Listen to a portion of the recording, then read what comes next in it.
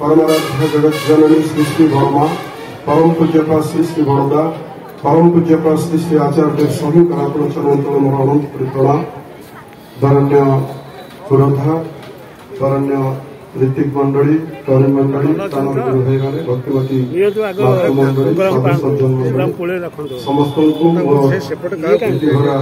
जय गुरु।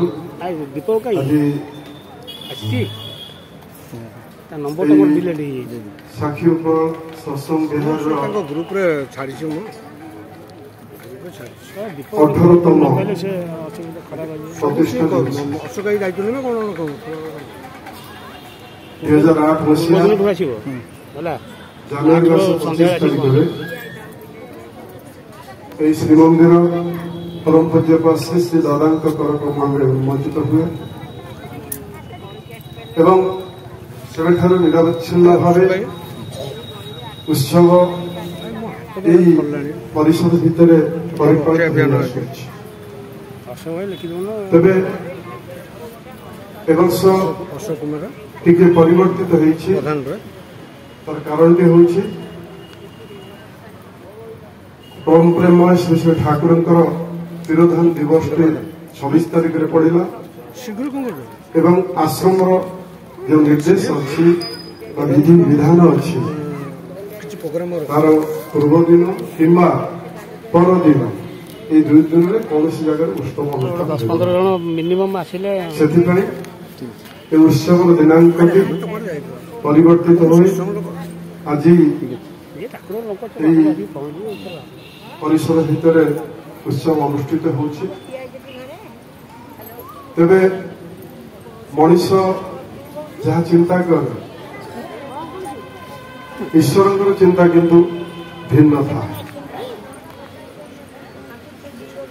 मो भाया जो बड़े चिंता करी ताले कोठी ना कोठी से भंडूर हो जाए किंतु मुझे भाया चिंता करी मथार बहन करके जेकोसी काम करी से दायित्व गुड़ाक से ही बहन कर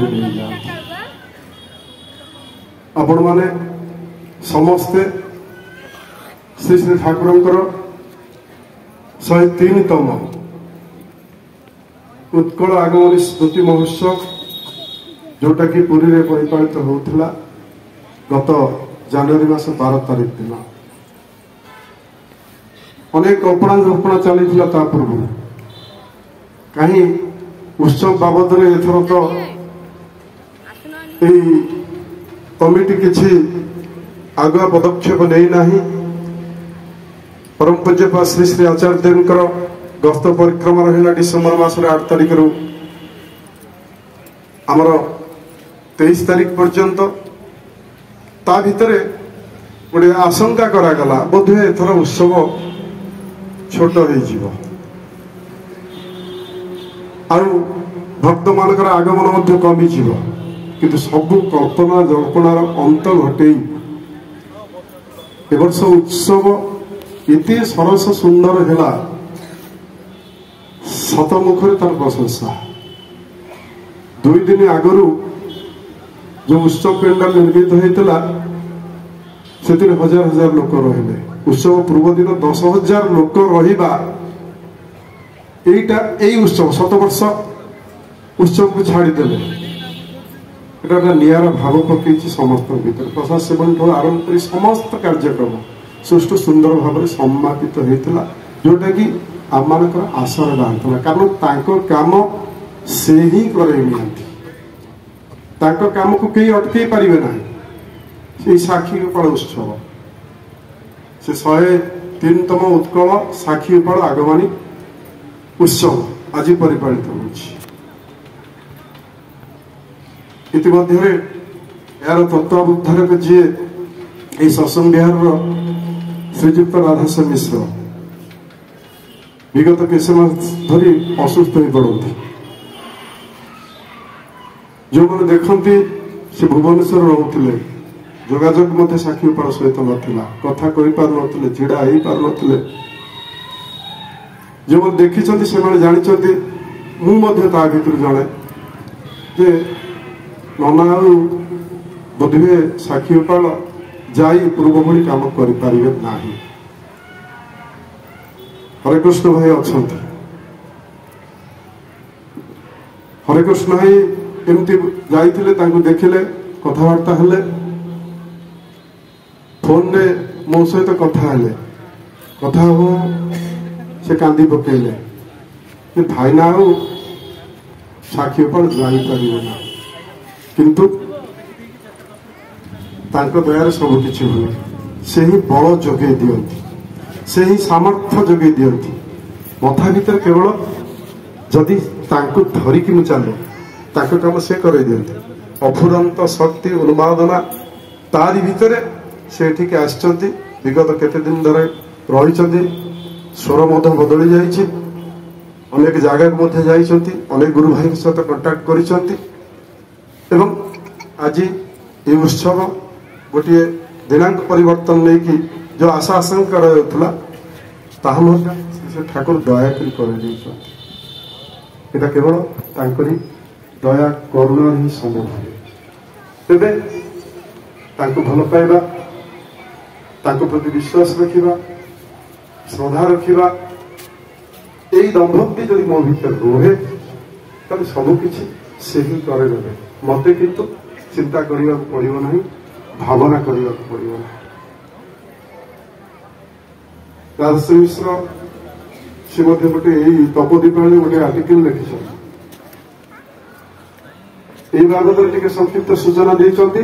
ତତ୍ସହିତ ତାଙ୍କ ଜୀବନର ଗୋଟେ ଅନୁଭୂତି ଅଛି, ସେଟା ମଧ୍ୟ ସେ ଲେଖିଛନ୍ତି, ପ୍ରକାଶ କରିଛନ୍ତି। ସେଥିରେ କିଭଳି ଭାବରେ ଦୀକ୍ଷା କାର୍ଯ୍ୟକ୍ରମରେ ଯାଇଥିଲେ ବହୁ ବର୍ଷ ତଳେ ଏବଂ ବସ୍ରୁ ଓହ୍ଲେଇଛନ୍ତି, ଗୋଟେ ଜାଗାରେ ପରିସ୍ରା କରି ଯିବା ପାଇଁ ବସ୍ ଛାଡ଼ିଦେଲା। କଣ୍ଡକ୍ଟର ଜାଣିଥିଲେ ମଧ୍ୟ ଅଜଣାତରେ କେମିତି କଣ ବର୍ଷ ଚାଲିଗଲା।